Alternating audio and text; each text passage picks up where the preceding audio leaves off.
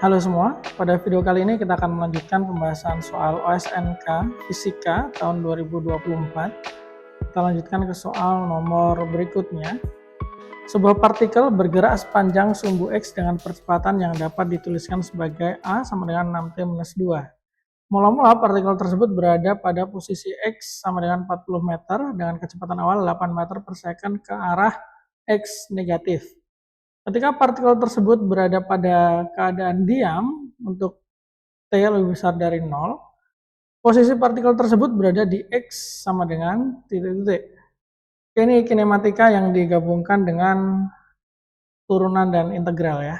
Dimana kalau secara definisi matematis, percepatan atau A itu didefinisikan sebagai turunan V terhadap T atau dV per dt, sedangkan kecepatan itu adalah turunan posisi terhadap waktu atau dx per dt.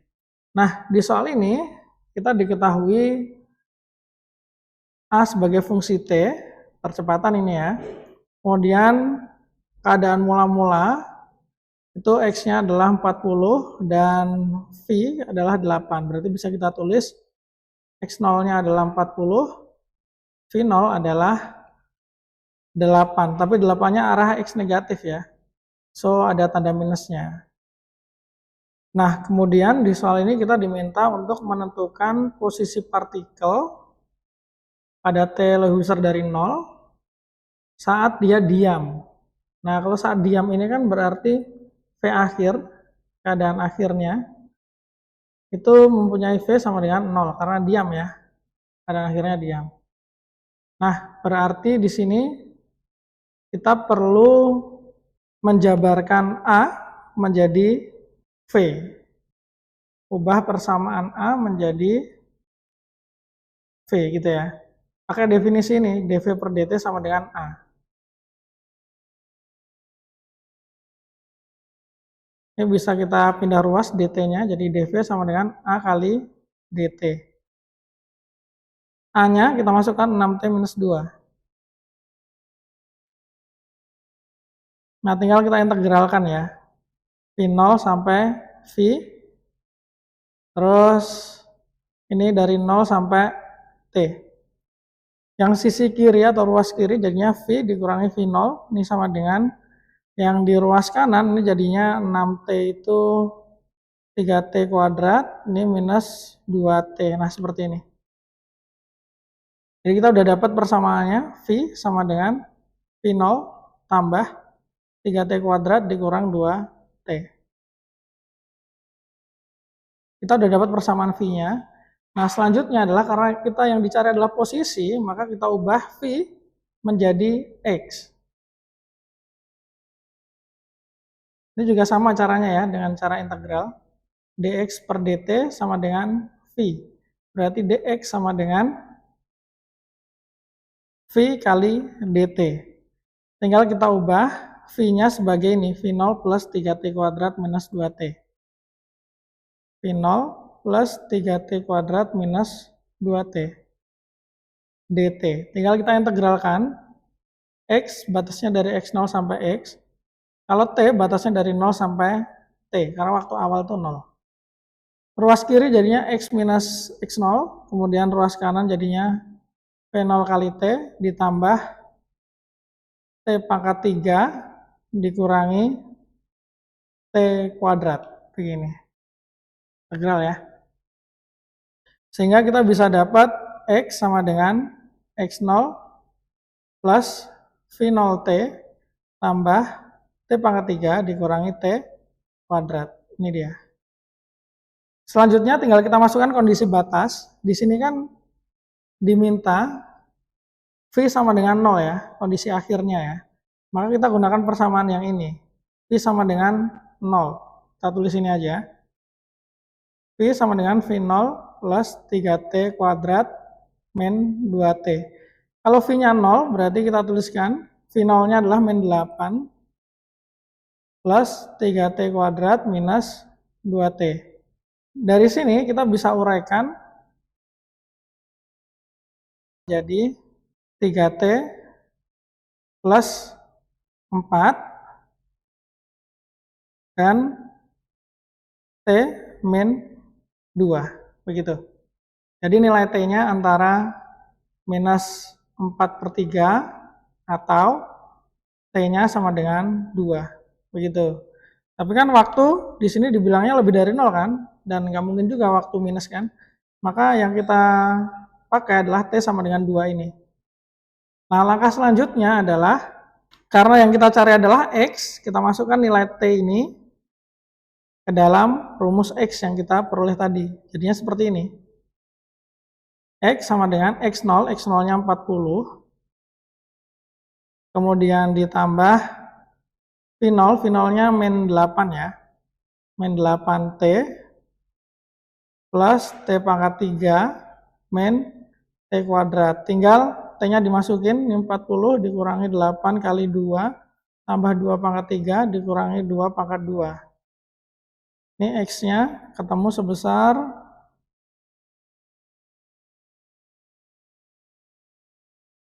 28 meter. Jadi pada posisi 28 meter ini, kecepatan benda atau kecepatan partikel ini adalah 0 atau dalam kondisi diam.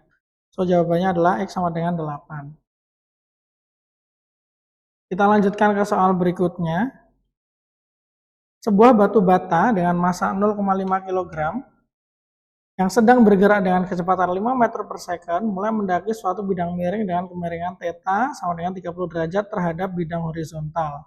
Jika koefisien gerak batu bata terhadap bidang miring adalah mu akar 3/12, maka posisi batu bata terhadap posisi awal di bidang miring setelah ia mendaki selama 1,3 detik adalah, oke, ini kasus yang berhubungan bidang miring yang hubungannya dengan gaya nanti tentunya sama GLBB.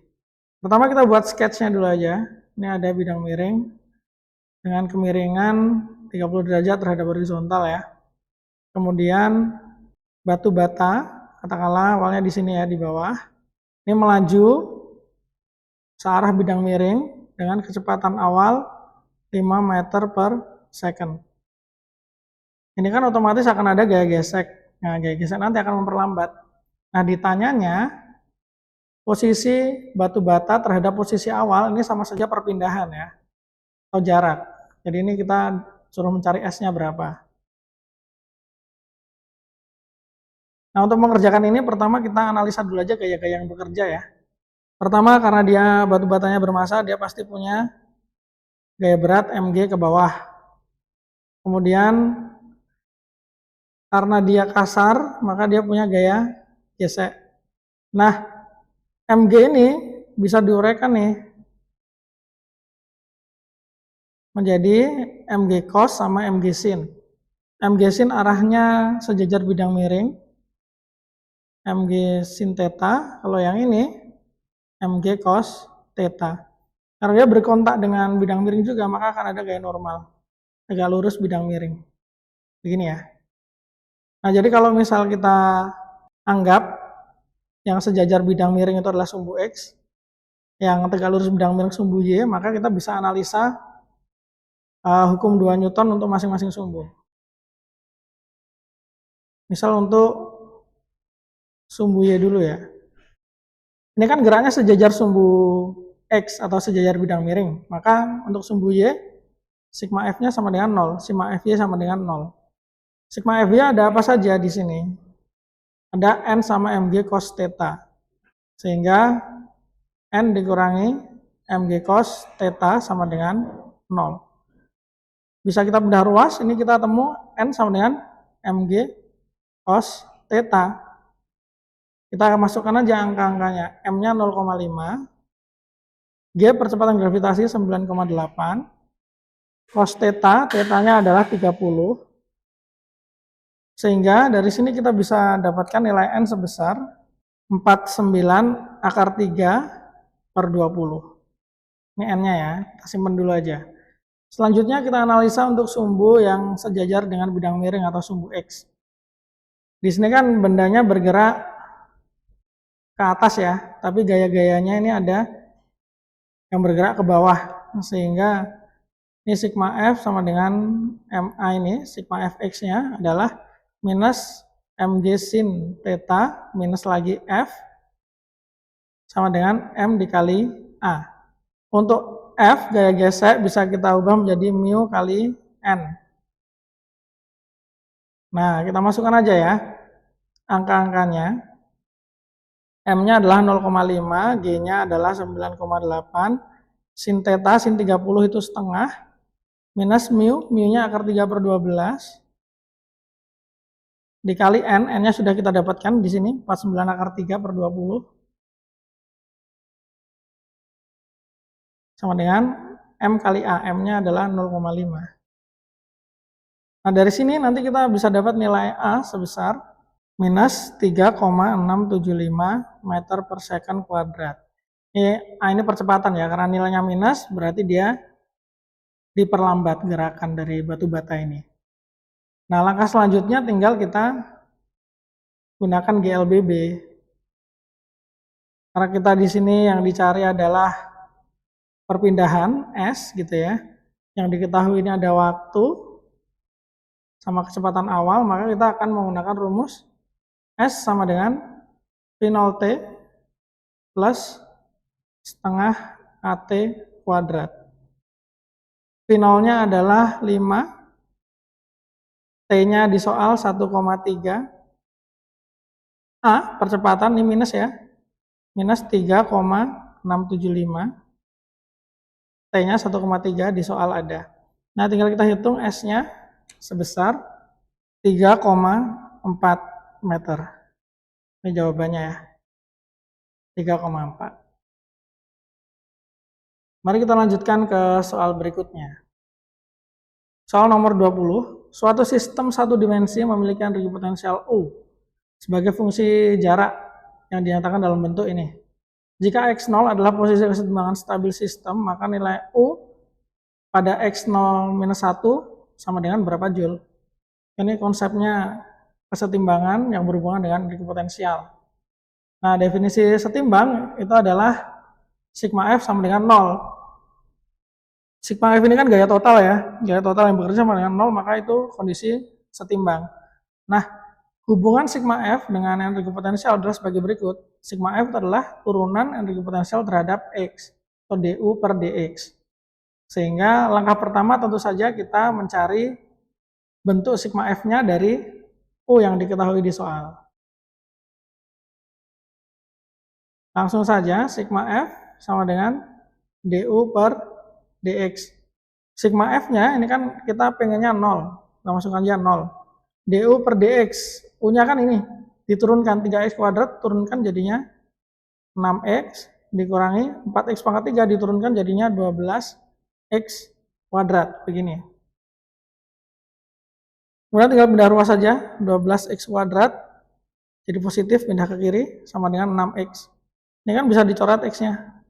Nah, berarti tersisa 12x sama dengan 6. Berarti x-nya sama dengan 6 per 12 atau 0,5. Nah, x pada keadaan setimbang ini itu adalah x0 ya. X pada keadaan setimbang. Nah, ini kan dibilangin jika x0 adalah posisi kesetimbangan stabil. Nah, ini berarti posisi yang membuat du per dx sama dengan 0 adalah 0,5. Nah, sekarang x0-nya kan sudah diketahui. Langkah kedua, kita diminta menghitung U saat X-nya adalah X0 minus 1. U X0 min 1. Atau U 0,5 min 1. Atau U minus 0,5. Berarti pada rumus UX, ini kan 3x kuadrat min 4x pangkat 3. Kan dimintanya adalah U minus 0,5. Berarti X-nya tinggal diganti minus 0,5.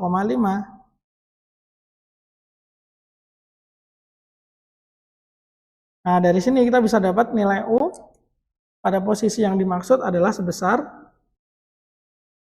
1,25 Joule. Nah, ini dia jawabannya. Kita lanjut ke soal berikutnya. Tinjaulah sebuah balok bermassa 5 kg yang sedang bergerak dengan kecepatan 10 meter per second. Kemudian didorong oleh gaya sebesar 100 Newton. Jika diketahui lantai licin, maka energi kinetik sistem 1 detik setelah didorong adalah Oke, ini konsepnya berhubungan dengan impuls, momentum, dan energi kinetik ya. Gimana rumusnya? Ini dia. Impuls itu yang F kali delta T ini. F itu gaya, delta T waktu. Sama dengan M kali delta V. M ini massa, delta V perubahan kecepatan. Kemudian energi kinetik itu adalah setengah mv kuadrat. Nah, sekarang kita gunakan dulu aja yang impuls dan momentum ya. Awalnya ada balok nih, masanya sekian. Kecepatan awalnya sekian. Didorong pakai gaya 100 Newton. Berarti searah ya dia ya. Maka dengan menggunakan rumus ini, kita bisa tuliskan sebagai berikut. Delta V-nya saya ganti V2 min V1. Gayanya 100. Kemudian durasinya memberikan gaya adalah 1 detik. Masanya 5 kg. Kecepatan akhirnya kita nggak tahu. Ini yang akan kita cari dari sini. Kecepatan awalnya adalah 10 sesuai yang ada di soal. Dari sini nanti kita akan dapat 100 kali 1, 100, 5, V2 min 10, ini 100 per 5, sisa V2 min 10, ini jadinya 100 bagi 5, 20, V2 min 10, berarti V2-nya adalah 20 tambah 10, 30. Ini adalah V2-nya. Nah, yang ditanyakan kan energi kinetik setelah 1 detik didorong. Berarti kita menggunakan energi kinetiknya saat kecepatannya adalah V2. Begitu. Tinggal kita masukin aja. Energi kinetik sama dengan setengah kali masanya 5, V2-nya adalah 30. Setengah kali 5 kali 30 kuadrat itu adalah 900. Sehingga EK diperoleh sebesar 2250 Joule. Ini dia jawabannya. Kita ke soal berikutnya ya. Terdapat sistem 3 silinder yang saling tidak selip. Berarti menggelinding ya ini ya. Kalau dari gambarnya. Tidak selip satu sama lain seperti terlihat pada gambar. Silinder A dan B hanya dapat berotasi terhadap titik pusat. Sedangkan dapat berotasi terhadap titik pusatnya dengan kecepatan sudut konstan masing-masing omega A 5, omega B 4. Sedangkan C dapat berotasi serta berevolusi. Berotasi dia muter terhadap pusatnya, tapi dia juga berpindah, bergeser. Jika diketahui jari-jari silinder A dan B masing-masing ini, RA sama RB, maka kecepatan sudut revolusi silinder C adalah, baik ini tipikal kalau misalkan ada gerak menggelinding pada suatu bidang yang ikut bergerak ya. Bidangnya siapa? Bidangnya yang ya si A sama si B ini. Bidang atas dan bidang bawah. Nah, kemudian yang kita tunjukkan yang C ya. Nah, ini kita bisa dengan mudah menghubungkan kecepatan antara bidang yang ditempati C dengan kecepatan si C menggunakan rumus berikut. VC sama dengan VA per 2 plus VB per 2. Nah, V sendiri itu kan sama dengan omega dikali R. Nah, nanti tinggal kita ubah aja ke situ ya. Kita tulis dulu aja. VC sama dengan VA per 2 tambah VB per 2. VC, terus VA, karena yang diketahui di soal omega A, VA ini adalah omega A kali RA. VB ini adalah omega B kali RB. Ini ya. Selanjutnya tinggal kita masukin aja angka-angkanya kan. Omega A 5. RA-nya 5. 5 kali 5 per 2. Omega B-nya 4. R-nya 13. 4 kali 13 bagi 2. Nah, dari sini kita bisa ketemu VC. Di sini kita dapat VC sebesar 38,5. Nah, begini ya. Satuannya meter per second. Kemudian yang dicari di soal itu adalah kecepatan sudut revolusi. Oke. Kecepatan sudut revolusi ya, bukan kecepatan sudut rotasi. Yang kita perlukan adalah ini. Jarak dari pusat ke pusatnya C. Nah, ini berapa? Kita misalkan aja jarak pusat ke pusat C ini sebagai L. Berarti kan nilai L ini adalah RA ditambah RC. Nah, kalau kita lihat lagi, C ini kan ujung-ujungnya saling bersentuhan dengan A dan B ya. Berarti RC tambah RC itu sama dengan RB dikurangi RA.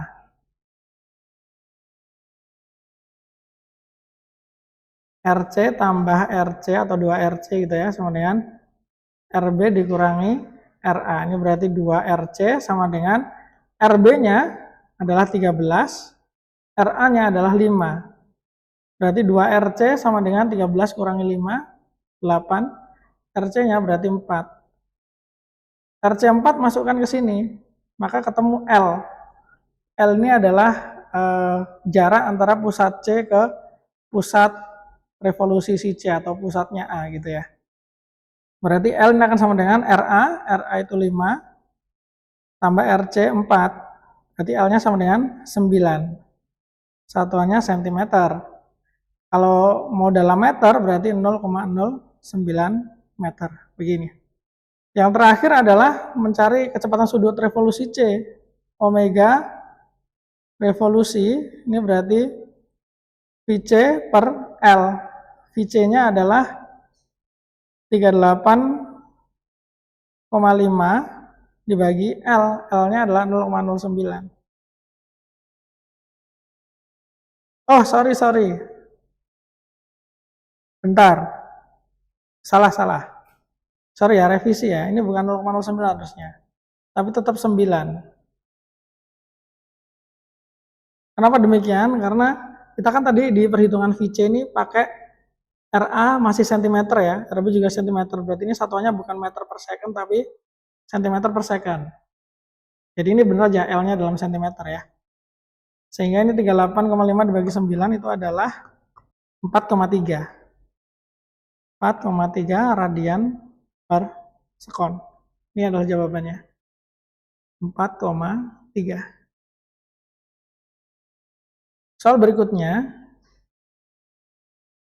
soal nomor 23.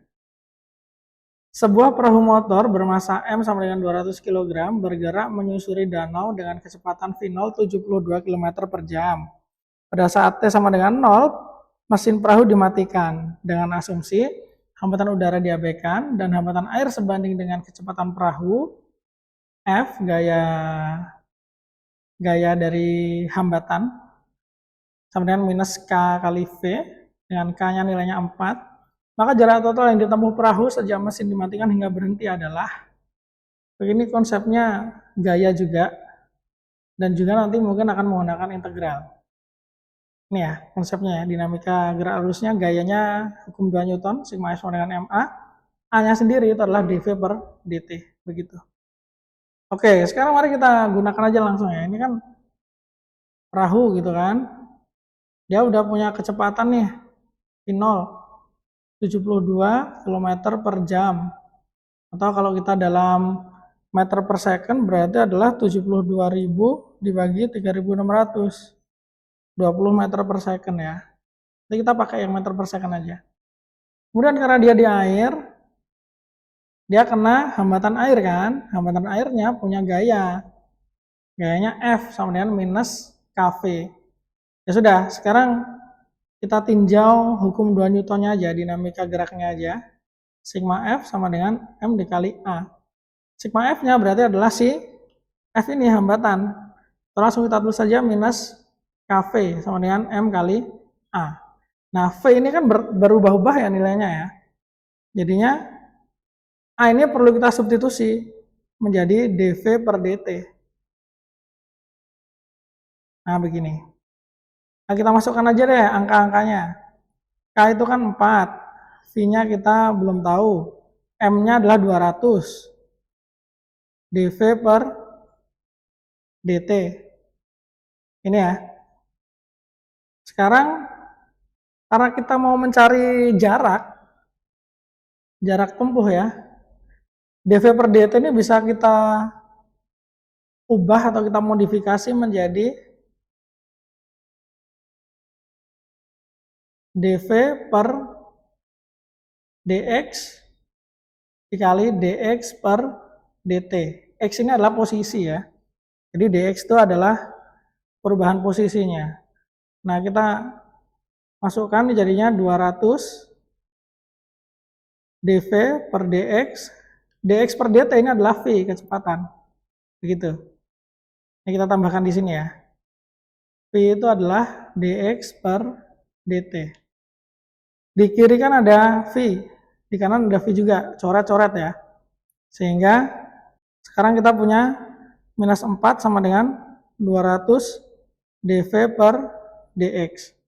Ya, tinggal kita pindah saja. Kita pindah, ruas dx-nya menjadi di kiri dx sama dengan minus 200 per 4 dv. Ini kan sama aja dx sama dengan minus 200 dibagi 4 itu adalah 50 dv. Tinggal kita integralkan.